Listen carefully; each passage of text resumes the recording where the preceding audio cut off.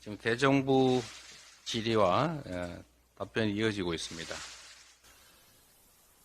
한덕수 국무총리의 참으로 이해할 수 없는 답변을 들었습니다. 오염수, 희석된 오염수 자기 마시겠다 이렇게 얘기한 것 같습니다. 오염수 배출로 인한 피해 국가의 국무총리가 오염수 배출의 문제점을 지적하고 이를 막거나 또 그에 대한 대책을 강구하지는 못할 망정 아무 문제가 없다라는 취지로 내가 식수로 마시겠다, 마실 수 있다 이렇게 표현하는 것이 과연 가당키나 한 일이겠습니까? 마실 수 있으면 일본이 왜 바다에 내다 버리겠습니까? 마셔도 아무 이상이 없다, 나라도 마시겠다라고 하는 한덕수 총리의 발언이야말로 괴담 아닙니까? 과연 대한민국 정부가, 대한민국 국무총리가 일본의 대변인이 아닌가, 대변인 노릇을 하고 있는 게 아닌가, 이 옳은 일인가 이런 생각이 자꾸 듭니다. 태평양 연안 국가들이 국제재판소에 오염수 방류에 대해서 제소 추진을 한다고 합니다. 대한민국 정부는 왜 말이 없습니까? 임시조치로, 응급조치로 방류 금지 제소라도 해야 되는 것입니다. 이러니 독립국가 대한민국의 대통령 또는 정부가 아니라 일본 정부의 대변인이라는 소리를 듣게 되는 것입니다. 국민들의 정당한 목소리를 궤변이라고 처벌하겠다고 위협하지를 않나. 일본도 오염수라서 바닷물과 섞어서 바다에 내다 버린다고 하고 국제사회가 그 피해에 대해서 우려하고 있는데도 아무 문제가 없어서 내가 마셔보겠다라고 하는 이런 태도로 어떻게 대한민국 국정을 이끌어 가겠습니까?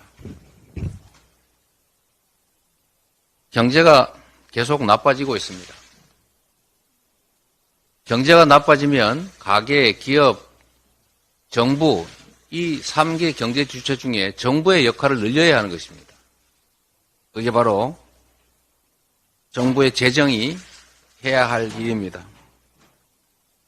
그런데 과연 이 정부의 경기 침체에 대한 경기 악화로 인한 민생 고통에 대해서 조금이라도 책임을 지고 안타까워하는 마음이 있기나 합니까?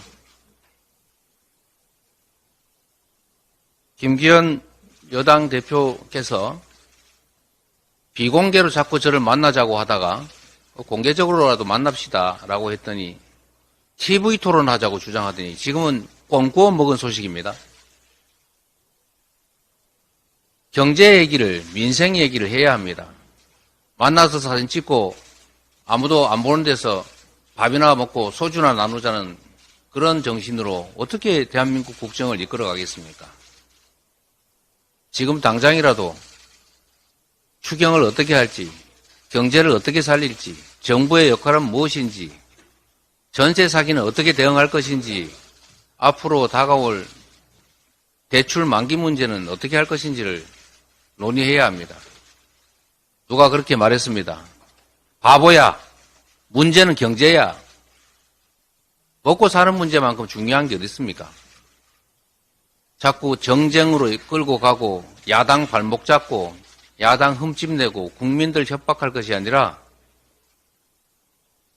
진지하게 민생을, 국정을 논의해 주길 바랍니다.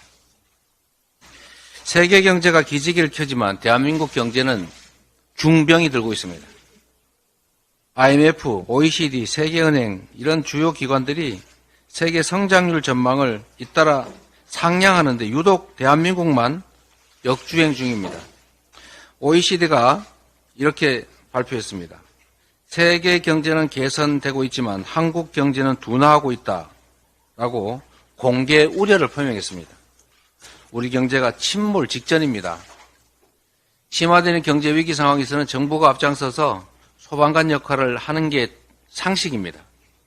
과감한 재정 지출로 민생 고통을 덜고 경제 회복의 디딤돌을 놓아야 합니다. 이미 전국의 186개 지방정부들도 지역경제 활성화와 민생 안정을 위해서 추경을 편성하고 있습니다.